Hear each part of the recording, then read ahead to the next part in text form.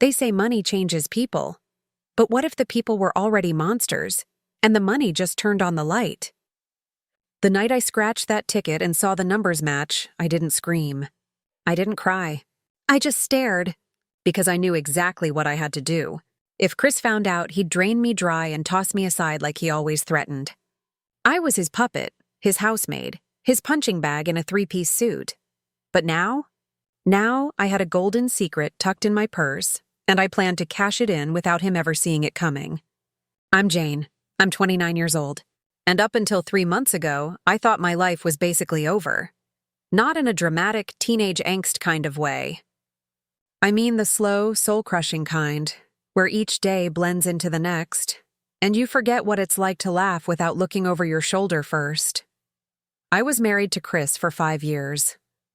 5 long, loud, manipulative years. The kind of years that age you in dog time. He wasn't always a monster. In the beginning, he was charming. Hell, he could have run for mayor with that fake smile and yes, ma'am attitude.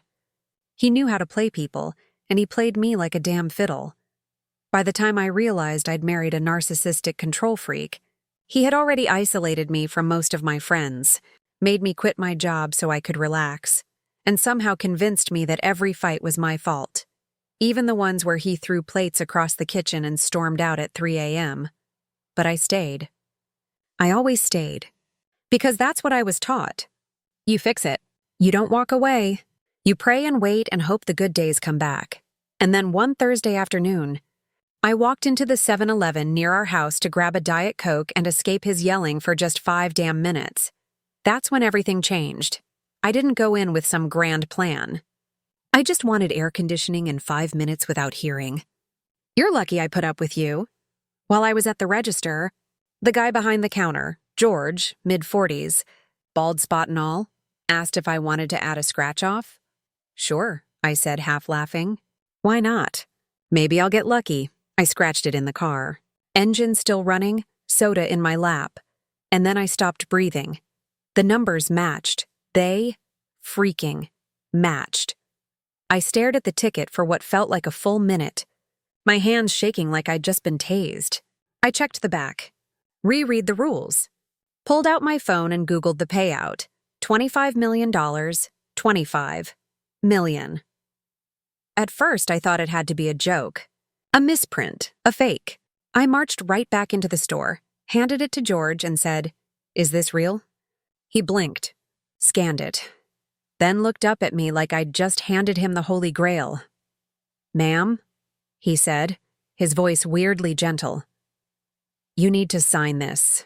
Right now, and go straight to the claims office downtown. Don't talk to anyone. Don't lose it. And don't post anything online. I'm serious. I signed it with a pen he handed me, and then I drove home. Like I was hauling a ticking time bomb in my purse. When I walked through the door, Chris was already yelling. He was mad because I forgot to pick up his dry cleaning, which he hadn't actually asked me to do. I stood in the doorway, blinking at him, my purse still slung over my shoulder and the scratch-off ticket inside, burning a hole through the lining. "You deaf now?" He barked. "Answer me!" I blinked. "Sorry, traffic." He scoffed and went back to his Xbox like nothing happened. Like he hadn't just made my eardrums vibrate with rage. And in that exact moment, while he sat there cussing at virtual teenagers through a headset, I realized something. He could never know. If Chris found out about the money, he'd bleed me dry. He'd take it, twist it, ruin it, and still find a way to make me feel like it was his luck, not mine. And worst of all, he'd trap me with it, so I zipped my purse shut, locked the bathroom door, and took the first real breath I'd had in years. That night, I barely slept. I lay awake in bed beside him, staring at the ceiling, listening to him snore like a lawnmower and mutter insults in his sleep. $25 million. That was freedom money. That was run far away and never look back money. But I had to be smart. I couldn't just vanish without a plan. Chris wasn't the kind of guy you ghosted without consequences. He had a temper and a whole lot of pride. The kind of guy who'd rather blow up a bridge than let someone walk away clean. So I waited. Over the next few days, I played the part. I still made him breakfast. Still washed his damn gym shorts. Still smiled when he dragged me to his parents' house for dinner. Meanwhile, I secretly met with a lawyer downtown, one that specialized in asset protection and high-stakes divorce prep. Her name was Natalie, and she was everything Chris wasn't: smart, composed, ruthless in heels. I didn't tell her about Chris. Not yet. I just said I'd recently come into money and needed to protect it in case my marriage didn't last. She nodded like she'd heard that line 1,000 times. Anonymous trusts, blind LLCs, out-of-state banking. We can make sure no one touches a penny unless you want them to. I exhaled for the first time in what felt like weeks. Natalie helped me set up a new identity for the trust. Helped me open an account at a different bank under a legal alias. I even got a P.O. box in another town. Every time I left that office, I felt like I was walking 2 feet above the sidewalk. Back home, Chris was getting suspicious. "You've been running errands a lot lately," he said one morning while brushing his teeth. "I've been helping my mom with appointments." I lied. She can't take the damn bus. She's been feeling sick. He narrowed his eyes at me in the mirror. For a moment, I thought he knew.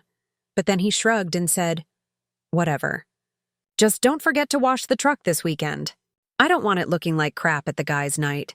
The same truck he never let me drive. The same truck I'd be gifting to a scrapyard soon enough. 3 weeks in. The plan was almost in place. My trust was fully funded. My escape route mapped out. Natalie had even connected me with a relocation consultant. Someone who could help me disappear without a digital trace. All I had to do was choose the day. The day I walked out and never looked back, but then Chris beat me to it, only not the way you'd expect. It was a Thursday night. I was cleaning up the dishes when Chris walked in with a smug little grin and said, "Hey babe, funny story." He tossed his keys on the counter and leaned against the fridge. I dried my hands, already tense.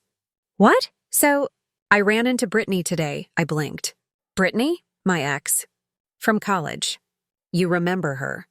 "She was in town," I nodded slowly. "Okay." She looked great. "We got lunch?"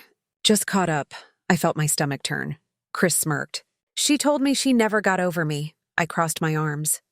"And you're telling me this because—" He grinned wider. "Because I realized something. Life's short, and I'm not going to waste another second being miserable." I stared at him. "I want a divorce," he said. "I've been talking to a lawyer. It's already in motion. I'm moving out this weekend." And just like that, he walked out of the kitchen. I stood frozen, towel in hand, a half-dried plate in the other. He wanted a divorce. Chris, the man who once told me, "You're lucky someone like me keeps you." He was leaving me, and he had no idea. No idea that he'd just served me the golden ticket I'd been too scared to cash in. I wanted to laugh. I wanted to scream. I wanted to thank him, but mostly I wanted to let him think he'd won. Because what he didn't know, what he could never know, was that I'd already won the moment I bought that scratch off. And now it was time to watch him learn just how expensive karma really is.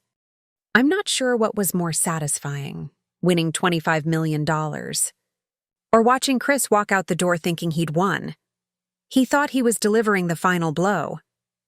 Thought I'd beg, cry, maybe even fall to my knees and promise to try harder.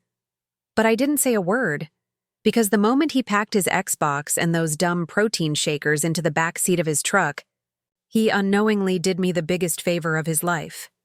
He walked away from the best thing he never appreciated, without knowing I was already sitting on a fortune. Chris moved out that weekend, all swagger and smugness. He even told me, "I'm trying to be fair here, Jane. No hard feelings, right?" No hard feelings? This man had spent years micromanaging my life. Controlled my money, my clothes, who I could hang out with, even what I posted on Facebook.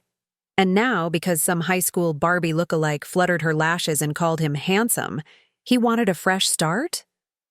I smiled, told him I'd be okay, and waved from the front porch like the polite little wife he thought I still was.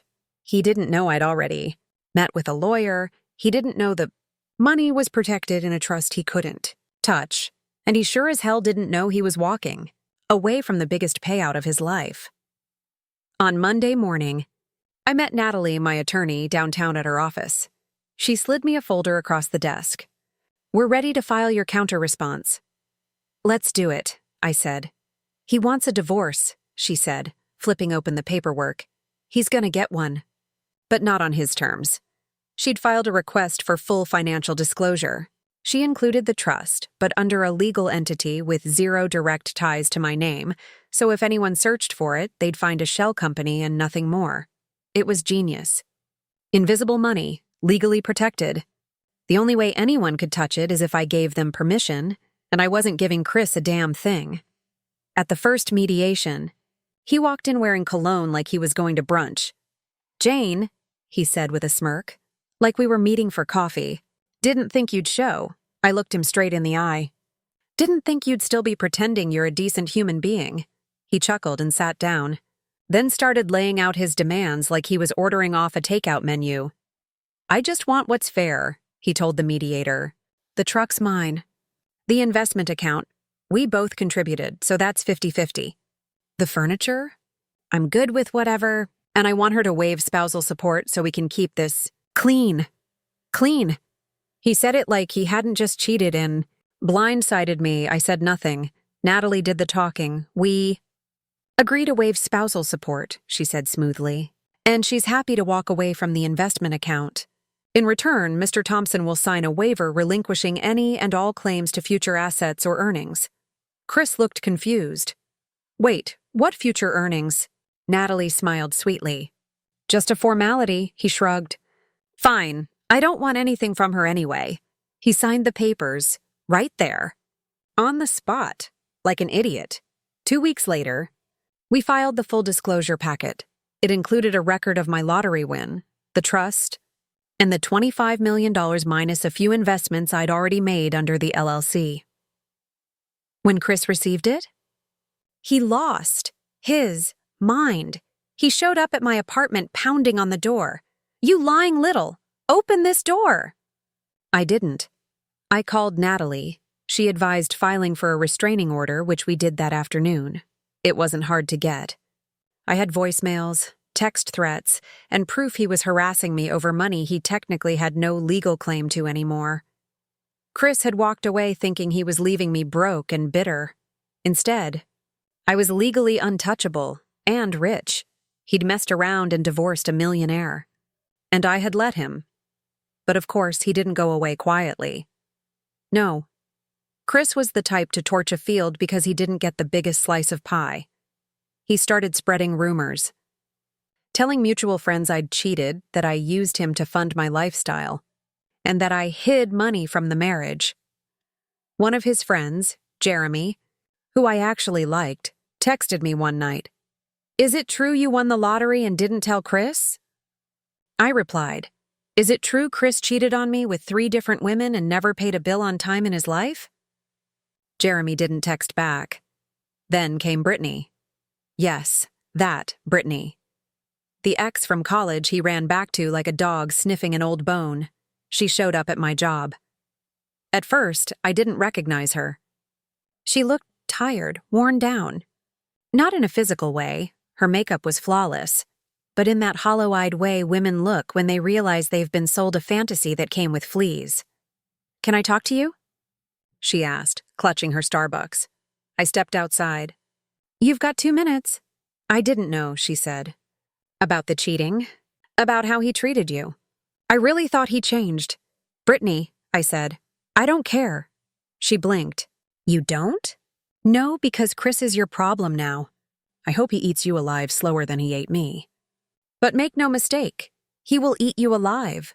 She looked like she wanted to cry. I walked away.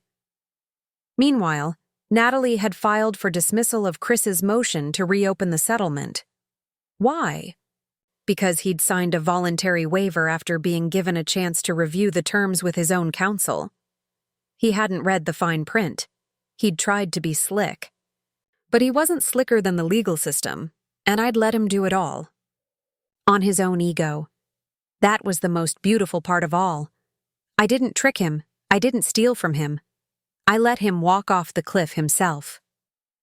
A few weeks later, I got a certified letter in the mail. Chris was now officially filing for damages, claimed I'd caused emotional distress and intentionally misrepresented our finances.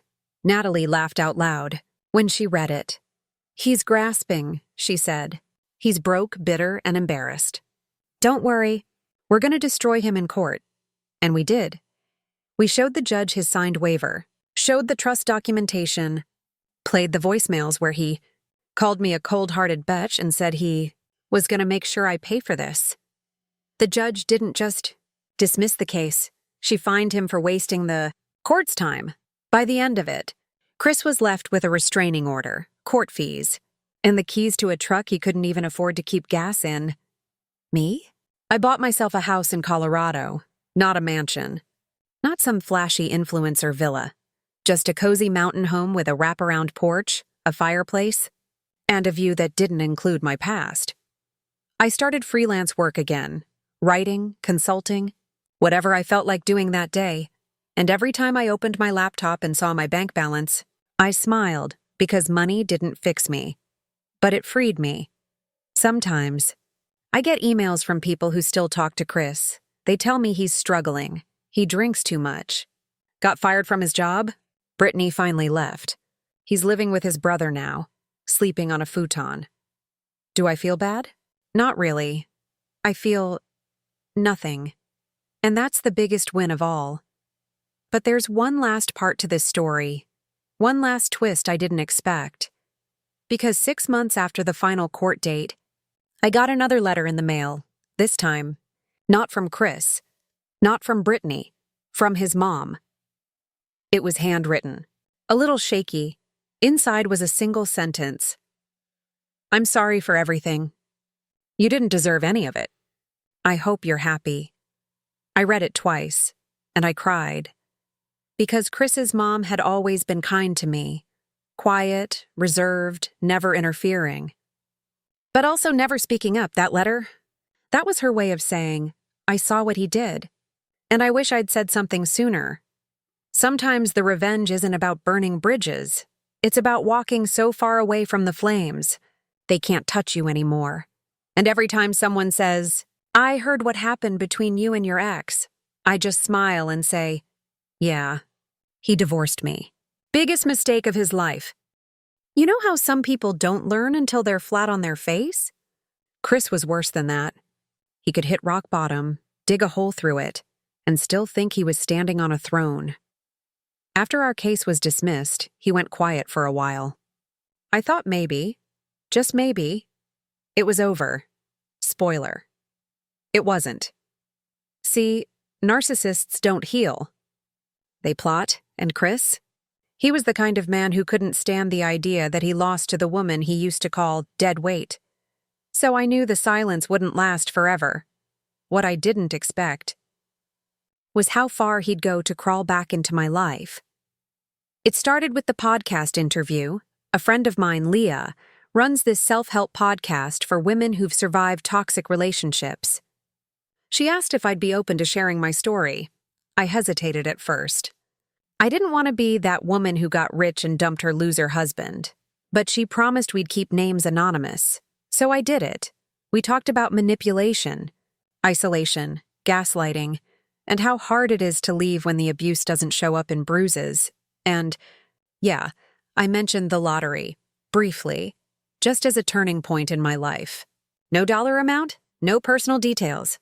I even made sure to say I came into money rather than won it. It aired on a Tuesday. By Wednesday, Chris had heard it. He sent me an email from a new address. The subject line? "Nice to know you've become a public speaker now." The body of the message was short and venomous. "You're painting yourself as some kind of hero? You really think people don't see through your act? I made you. Don't forget that." I didn't respond, but I forwarded it to Natalie just in case. She replied in less than 5 minutes. "He's going to try something. Let's stay 2 steps ahead." So I did. I locked down all my socials, updated my mailing address, tightened the firewall on my digital presence, and most importantly, I started planning. Because if Chris wanted a rematch, I was going to give him one, but on my turf this time. A few weeks later, I was grabbing groceries when I spotted him, Chris, in the parking lot, leaning against the same beat-up truck I helped him pay off. Hoodie, sunglasses, looking like a sad extra from a low-budget crime show. My heart jumped, but I didn't flinch. He didn't come up to me, just watched, like a coward. I texted Natalie again.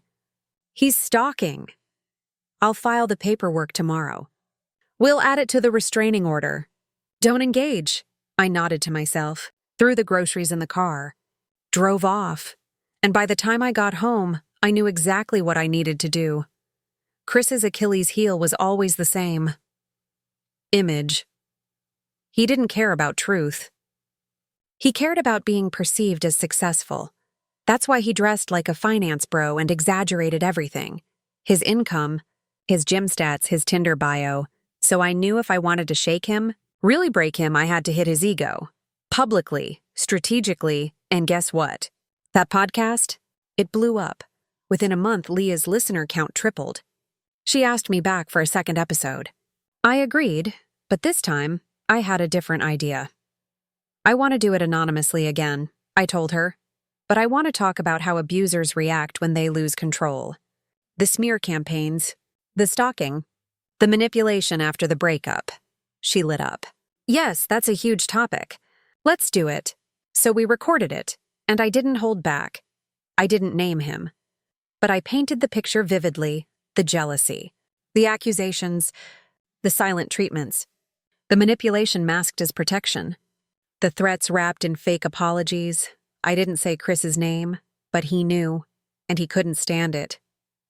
The next day, I got an email from a woman named Heather. Subject, I dated your ex. Bye. Hi, Jane. I know this might be weird, but I think we have something in common. I dated Chris briefly after your divorce. I thought I was going crazy, until I heard your podcast. Can we talk? I said yes. We met at a coffee shop, and when I saw her, my stomach turned. She was me. 5 years ago, sweet, warm smile, nervous eyes. Holding her coffee like a shield, she told me everything, the love bombing, the quick attachment, the casual jokes that weren't jokes, the growing feeling that she was walking on eggshells. I thought I was the problem, she said. But then he told me about you. My eyebrows raised. What did he say? Heather laughed bitterly. He said you were a manipulative gold digger who ruined his life. I smiled. Sounds about right, she leaned in. I'm not the only one, Jane. He's done this to others. Some of us talk. Us? There's a group. I can add you if you want. We just vent, warn each other. It helps. I gave her my burner email, and just like that, I was no longer alone in the dark. That group? Gold, there were 6 of us. Women from different cities, ages, backgrounds, but the storylines were eerily similar. Same patterns. Same tactics. Same heartbreak. One of them, Megan, was actually preparing to sue him for emotional distress and defamation. He told people I was abusive, she wrote. He cost me my job. That's when I realized Chris wasn't just a bad husband. He was a serial manipulator, and he needed to be stopped. So I got to work. I compiled everything. His emails. The stalking. The podcast reactions. Statements from the other women, with their consent. Heather even agreed to speak under affidavit if needed. I met with Natalie again. I want to file a civil case, I said. Harassment. Emotional damages. Whatever sticks. She looked impressed. You've got a case, especially with other women involved. But that's not all, I said. I want to take it public, controlled, clean, but visible. Natalie leaned back in her chair. You're ready to burn him down? I nodded. No, I'm ready to let him burn himself down. I'm just holding the match. We prepped for weeks, filed paperwork, interviewed the women, gathered receipts, and then quietly we released a joint statement to a mid-sized digital media outlet. One that covers relationship abuse, legal battles, and high-profile toxic divorces. They ran the story under the headline, When Silence Isn't Safe, 6 women speak out against emotional abuse by the same man.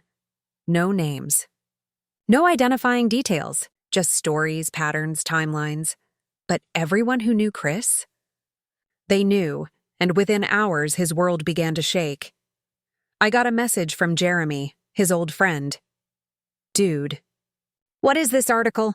Everyone's talking. Then Brittany messaged me. You really had to destroy him publicly? To which I replied, I didn't destroy him. I just told the truth. The fallout was, as he lost his job, again, his landlord refused to renew his lease, and multiple women came forward saying he'd borrowed money he never repaid. His carefully crafted image? Gone. And here's the thing. I didn't feel giddy. I didn't throw a party. I felt peace. I finally felt safe. Like I could breathe without checking over my shoulder. A month later, Chris tried to file a lawsuit for defamation. It didn't go anywhere. No names were used. The stories were backed with documents. The legal system couldn't touch us, but he did try one last time. He showed up at my gated building, drunk, belligerent, screaming.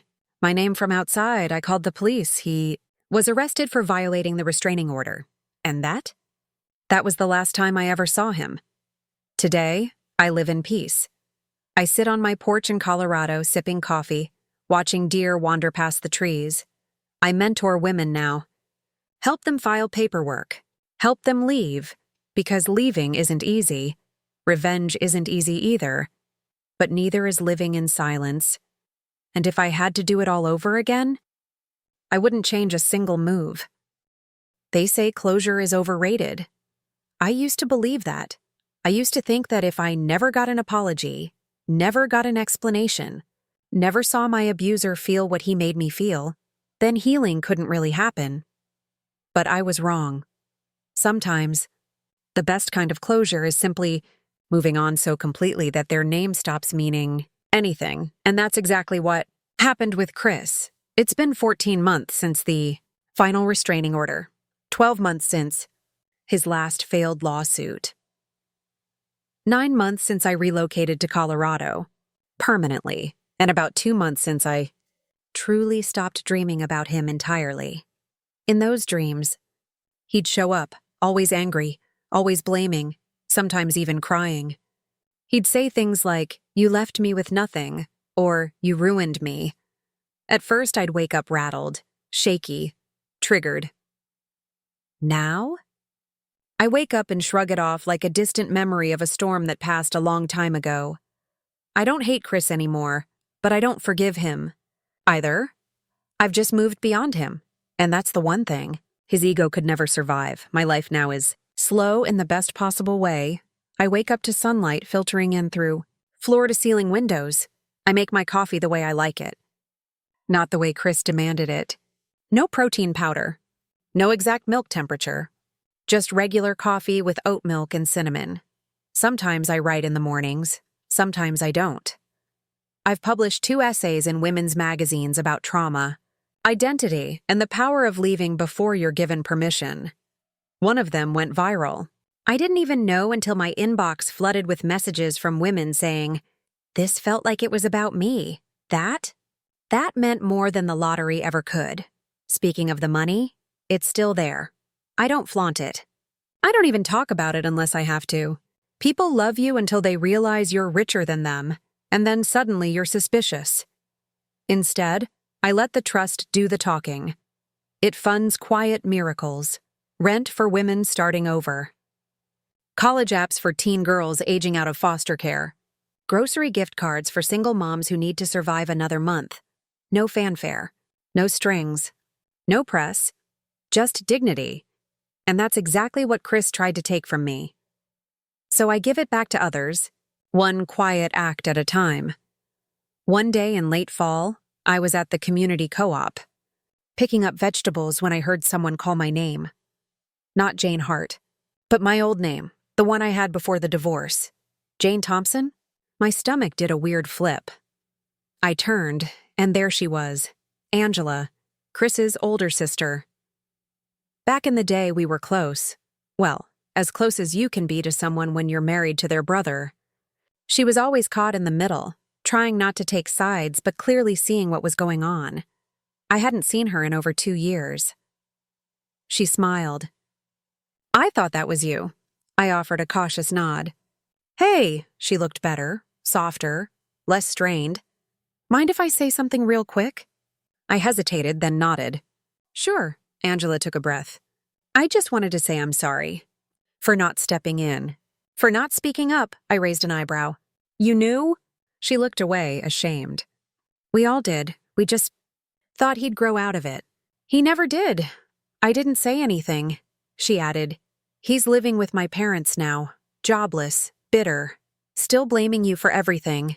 I gave a half smile. "Of course he is."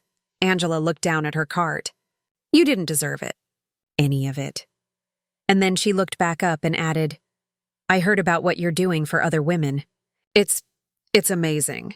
I felt something loosen in my chest. A knot I didn't realize I'd been holding. "Thanks," I said. "That means a lot." We said goodbye. No numbers exchanged. No false promises of catching up. Just a quiet, respectful moment of recognition between two people who both knew a man neither of us ever wanted to see again. Back home, I sat on the couch with Rosie snoring at my feet. It hit me. I didn't cry. That moment, seeing Angela, hearing Chris's name, it didn't throw me off balance. That was new. That was healing. I wrote in my journal that night, "Freedom doesn't always feel like fireworks. Sometimes it feels like making it through a grocery run without ghosts." One evening in December, I got a handwritten letter in my P.O. box. No return address. No name, just a card with watercolor art of a mountain range. Inside was this: "You don't know me, but I wanted to thank you. Your story helped me leave someone who was slowly destroying me. I'm safe now. And I hope you are too. Thank you for being the voice I didn't have yet." I read it 3 times before tucking it into my nightstand drawer with a soft, stunned smile. I never replied. There was no way to. But I whispered a thank you to the universe. And in that moment, I realized something. Chris may have stolen years from me, but in breaking free, I'd given years back to other women, and that was revenge in its highest form. Fast forward to spring. Leah and I were invited to speak at a national conference on emotional abuse and financial recovery. We flew to D.C., spoke in front of 300 people, and after it was over, a producer from a major streaming platform pulled us aside. "I think there's a show in this," she said. We both blinked. "I'm serious. Not just your story, but stories like yours. Raw, real, not edited for Instagram. What do you think?" I looked at Leah. She looked at me. And then we both said, "Let's do it." 6 months later, we were in early development. The working title? Exit Plan. Each episode would follow the story of one woman who left, who planned her exit, fought for her voice, and rose again. No trauma porn. No sensationalism, just truth, survival, rebirth, and I would executive produce it. Because hell yes, I would. Because I didn't just get lucky, I built something from the ashes of something awful. On the anniversary of my divorce, I hosted a private dinner in Colorado. Just 10 women. All survivors. All strong as hell. We toasted to freedom. We laughed until we cried. We told stories that could have broken anyone, but didn't. And as I sat there, sipping wine under string lights on my deck, I looked around and realized, this is what life was always supposed to feel like. Not perfect, but real, honest, joyful. Mine, and maybe the most poetic part of all? Chris never got a second chance. Not with me, not with anyone worth having. He burned every bridge until all he had left was the echo of his own ego. I never answered his last email, the one that simply said, "I think about you every day." I didn't reply. I didn't need to, because I know what he's thinking about. Not me. The version of me he can never control again. The one who didn't just walk away. She cashed out, glowed up, and turned her pain into power. That's me. I'm Jane Hart. And this? This is the life he never got to destroy.